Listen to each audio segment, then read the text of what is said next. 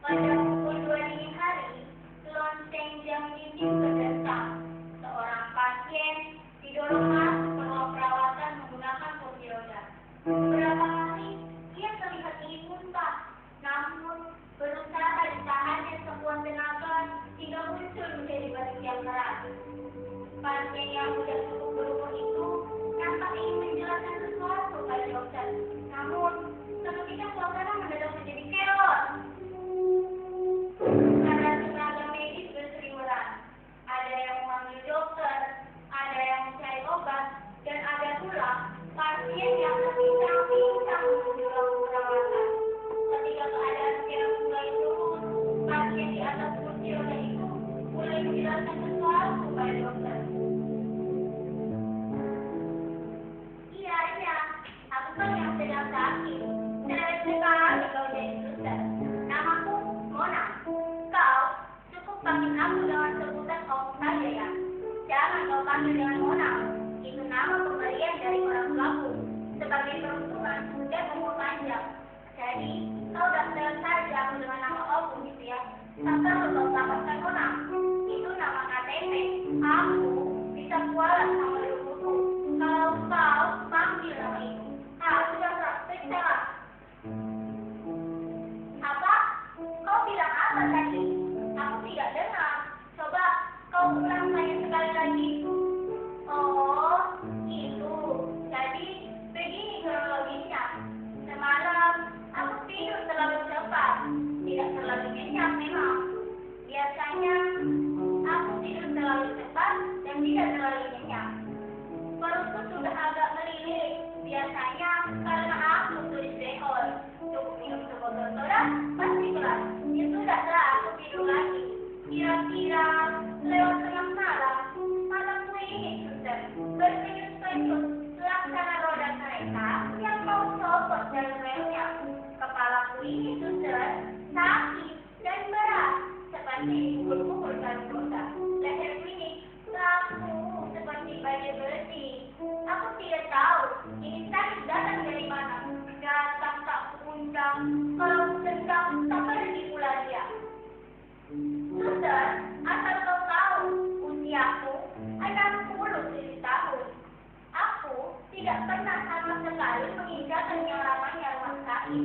Dengan dokter saja, aku tidak kenal. Apalagi kau, suster.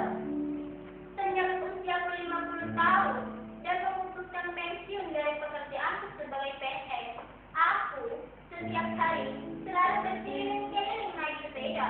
Jangan kau tanya jauh seberapa.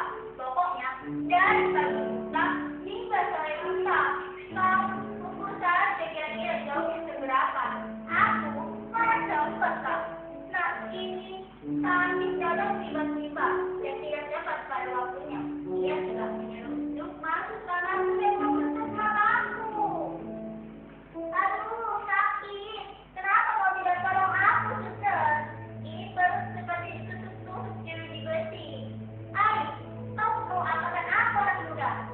Ini perut seperti ditusuk-tusuk jeruji besi. Jadi, kau harus hati-hati. Ngomong-ngomong, ini dokter kemana? Dokter, dokter, bolehkah aku minta makan dulu? Setidaknya sebelum jarum infus itu kau masukkan ke dalam nadiku, izinkan aku makan barang 3 atau 4 suap. Aku memang sudah makan kemarin sore, tapi itu kan sudah keluar lagi. Jadi izinkan aku makan terlebih dahulu. Ngomong-ngomong, ini dokter kemana? Dokter, dokter. Seorang perawat tampak dengan tekun menangani seorang pasien. Rupanya pasien itu diantarkan oleh sopir angkot dan kemudian diberitakannya begitu saja. Jabatanku memang sudah perawat, tapi aku berkuasa penuh untuk menentukan nasibmu. Karena itu, mana mungkin kau bisa bayar UPD semewah ini? Masa ditanya nama saja kau tidak jawab? Semua orang punya nama, karena pasti punya KTP kan? Aku belum tanya kau soal siapa yang akan membayar biaya perawatanmu selama kau di dalam sini. Mana ada sih rumah sakit terbaik dengan dokter-dokter dan perawat terbaik gratis? Nggak ada.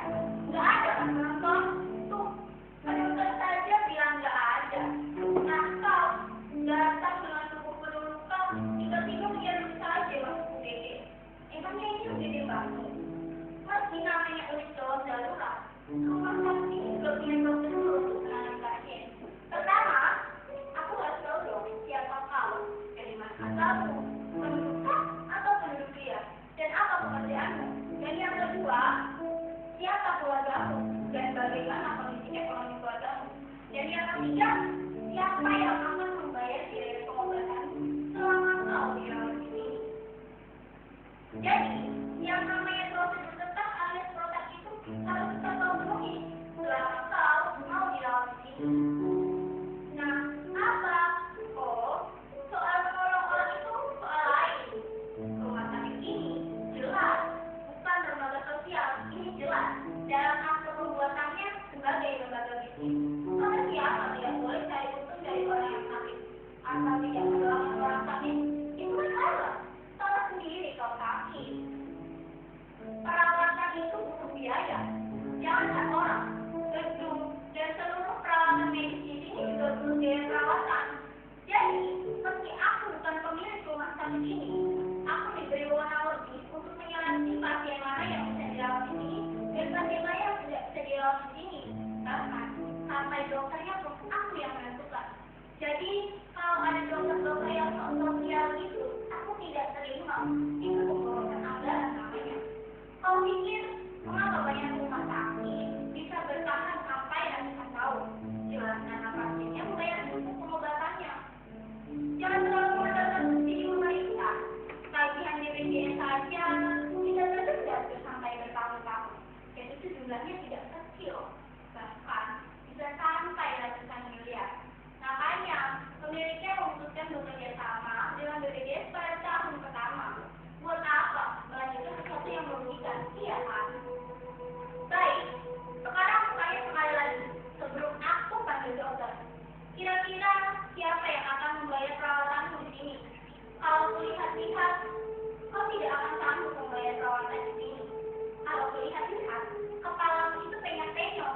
Itu tanda-tanda klinis kau mengalami benturan-berat entah di masa lalu atau karena kecelakaan fatal di jalanan. Tanda-tanda itu berarti kau tidak akan bisa berpikir secara normal lagi. Di dalam kepalamu itu, otak mengalami gegar sehingga tidak akan benar bisa berfungsi secara normal. Di dalam cangkang kepala itu, otak mengalami gegar sehingga tidak bisa berfungsi secara normal. Apa kau siap menanggung biaya pengobatannya di sini? Kalau kau siap, aku akan beberkan tindakan medisnya.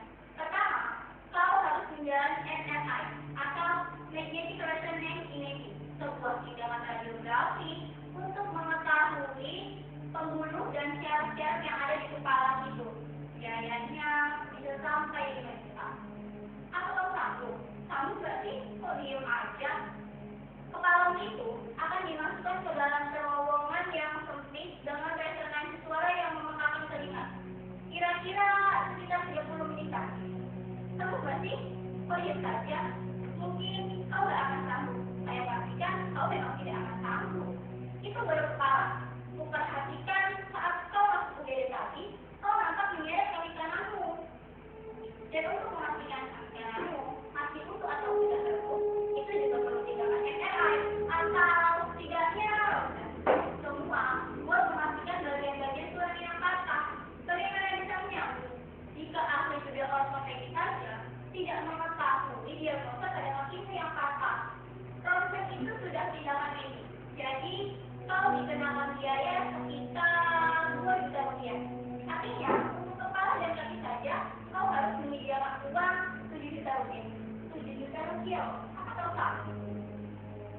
Oh ya, itu belum termasuk lutut. Jadi, dari kepala, lutut, dan kaki, itu adalah satu kesatuan yang harus kau perekam jika kau ingin kembali menjadi manusia normal. Oh iya, tindakan itu belum termasuk tindakan medis lainnya. Misalnya, kau butuh operasi bongkar kepala untuk mengetahui diagnosa pada kepalamu yang penyak-penyak itu. Penyak-penyak itu tidak bisa dilakukan dengan provinsi. Emangnya mobil peka?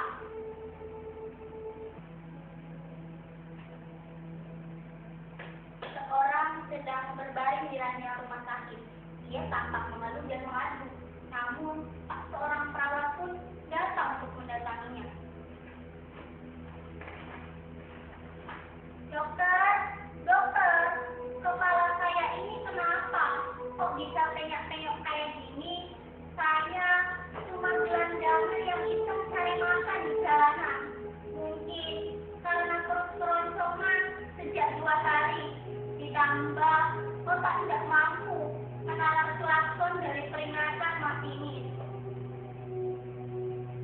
ditambah telinga juga nggak mampu bekerja sama.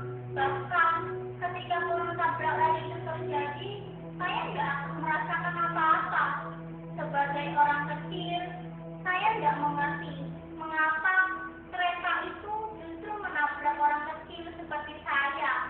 Saudara tahu, kereta itu justru menjadi musuh orang kecil.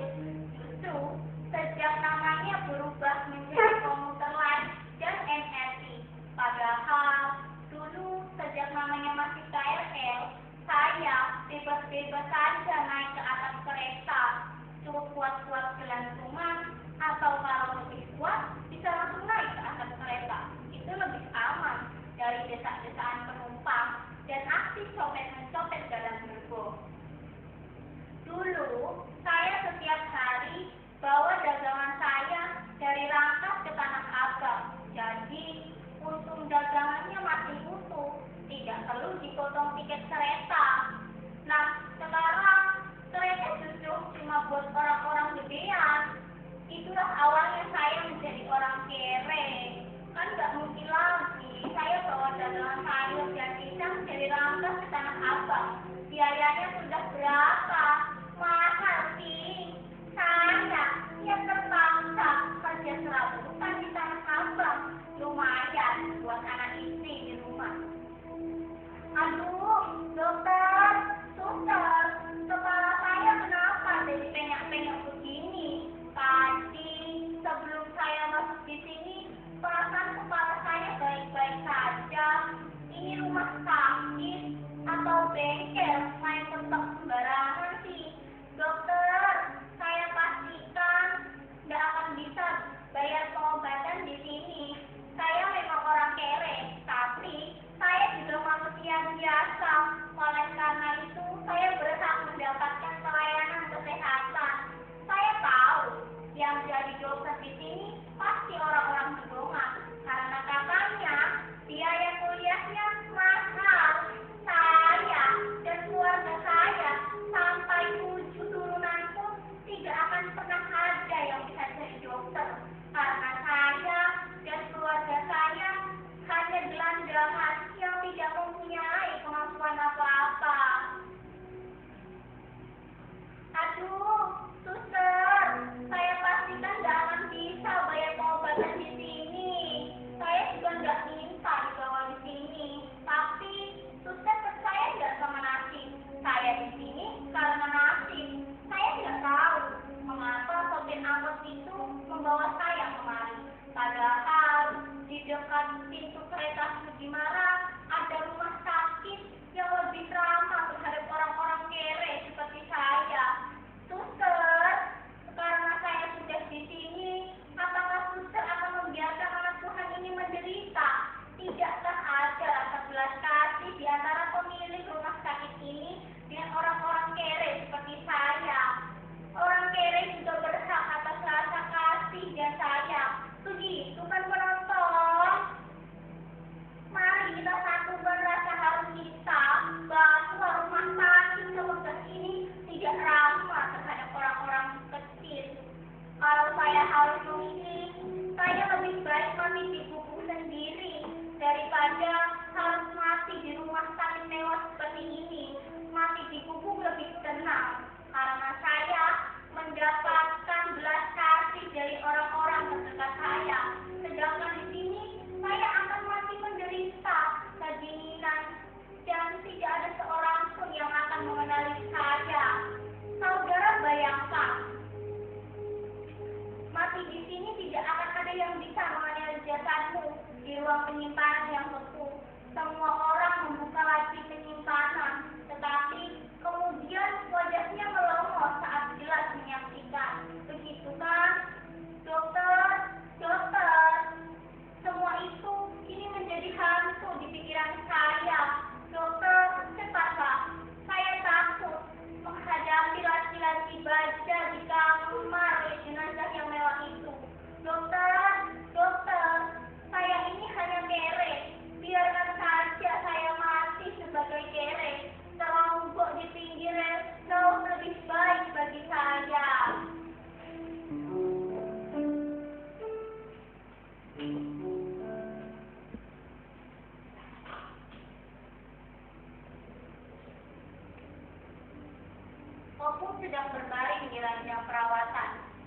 terbangun, tiba-tiba mendengar suara keributan di bilik sebelahnya. Buyung, kau dengar tadi keributan di sini? Aku dengar ada yang teriak-teriak panggil dokter. Jelang pagi tadi, aku sudah pindah ke dokter. Aku tidak mau tiba-tiba penyakit stroke menyerang aku. Apalah kurang hidup jika badan mati separuh. Tak guna lah. Itu sebabnya aku rajin bersepeda. Di situ kau akan mengetahui warna-warni kehidupan. Aku sengaja pilih-pilih jalan kampung. Selain udaranya segar, banyak emak-emak dan enggong-enggong menyapa ramah. Itu rasanya kau punya banyak saudara. Sebagai perantauan Medan, aku harus pindah-pindah cari saudara lah di sini. Ada pepatah bilang, jika yang jauh tetap kerabat, maka yang dekatlah tadi saudaramu. Itulah cara orang Batak bertahan hidup di perantauan. Maka, jika kau sukses di kota, orang-orang sekampung bisa kau tampung. Dan jika kau sukses, orang-orang sebelah jangan pula kau acuhkan ya. Apa? Kau dengar tadi keluhan pasien di sebelahku? Suster, aku tak mau kau begitu galak terhadap pasien miskinmu hari ini. Ini rumah sakit memang partikelir. Kau bolehlah cari untung serba sedikit. Bukan berarti kau abai pada orang-orang miskin. Kemiskinan sudah membuatnya menderita. Janganlah kau tambah-tambah penderitaannya lagi. Ia sudah ketakutan mendengar omelanmu itu. Aku juga mendengar jika kau memarahi pasien itu. Rumah sakit ini buat siapa saja, terbuka lebar. Kau setuju kah? Kalau kau ada setuju dan memang pasien harus bayar, kau bisa atur subsidi silang yang buat mensubsidi yang lemah. Kalau kau naik pesawat, ada tiket mahal dan ada tiket murah, tapi kau tetap satu pesawat, begitu kah? Suster, kesini kau, kesini. Aku memang tidak punya banyak uang, tetapi aku masih menyisakan rasa kasihku untuk orang-orang terbuang. Seperti pasienmu hari ini, aku tidak perlu kenal dia, hanya KTP-nya, orang tuanya, keluarganya, atau bahkan istrinya. Yang saya tahu, dia diantar sopir angkot beberapa menit setelah aku masuk UGD ini. Walau aku sudah oknum begini, tapi aku masih waras, masih muda mengingat orang susah. Suster, hari ini sakitku tidak seberapa, hanya sakit maku yang kambuh. Itu biasa, penyakit orang sibuk. Walau aku sudah pensiun jadi PNS, jangan kau tanya kesibukanku berkurang. Naik sepeda setiap hari itu adalah caraku memberikan kepercayaan kepada anak-anakku untuk mengurus perusahaan kargoku yang sudah berkelas internasional. Itu kubangun sejak 50 tahun lalu. Kira-kira usianya sudah 17 tahun dan sudah cukup pula keuntungan yang saya dapatkan. Sekarang aku sakit ringan-ringan lah, tetapi lain waktu bukan tidak mungkin Tuhan kasih aku sakit berat. Semasa ringan inilah kita harus mengelola. Suster, kau masukkan saja tagihan pasien tadi ke dalam tagihanku, biar akan diurus oleh anak-anakku. Apa sudah cukup? Berapapun yang ia habiskan, asal bisa sembuh, aku yang akan tanggung. Kau dengarkan itu, suster? Usahakan kau perbaiki kepalanya yang penyok-penyok itu. Kasih tahu dokter, tolong kerjakan dengan rapi. Jangan asal-asalan, apalagi bolongan. Ini menyangkut nyawa manusia, bukan hanya sekedar mobil rongsokan. Permisi, apa kau bernama Oku Mona? Kau siapa memanggil-panggil aku Mona? Tapi, benarkah kau bernama Oku Mona? Kau, cukup panggil aku Oku. Jangan kau tambahkan Mona. Baik, Oku. Saya Raden Mas Kensono.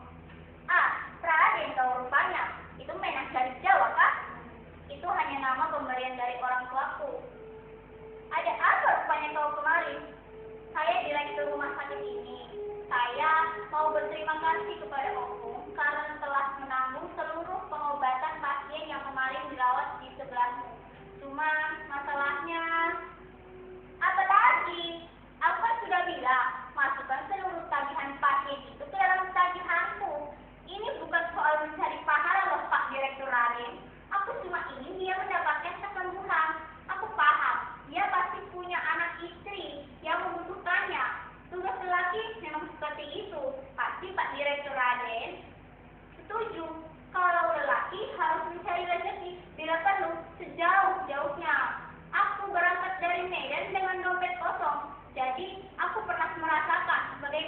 dengan serba kekurangan. Oh ya, Pak Direktur Raden, tolong kasih nasihat pada sustermu itu ya. Jangan pernah ia remehkan orang-orang kere, apalagi menghinanya.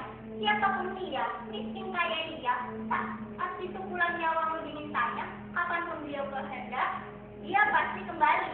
Sebagai suster di rumah sakit ternama, seharusnya ia bersikap ramah terhadap semua pasien dan memperlakukannya dengan cara. Aku tahu maksud Pak Direktur Raden. Anda meragukan apakah saya mampu membayar tagihan pasien itu kan? Tak perlu ragu lah. Kalau kau tak percaya, bawa saja kwitansinya kemari, biar aku bayarkan di sini. Kalau Pak Direktur masih sanggup, mari minta suster yang ngomel itu kemari, biar aku sekalian kasih ceramah dia. Masih untung dia tak ketemu saya waktu masuk bilik UGD ini. Apa Pak Direktur Raden tidak pernah mendidik para suster di sini? Pasti pernah kan? Pasti ada kan pendidikan etika untuk para medis dan untuk para suster di sini. Tapi begini masalahnya, Opung. Pasien itu sudah dinyatakan terminal. Apa maksud kau? Bagaimana kronologisnya? Dinyatakan telah meninggal dunia.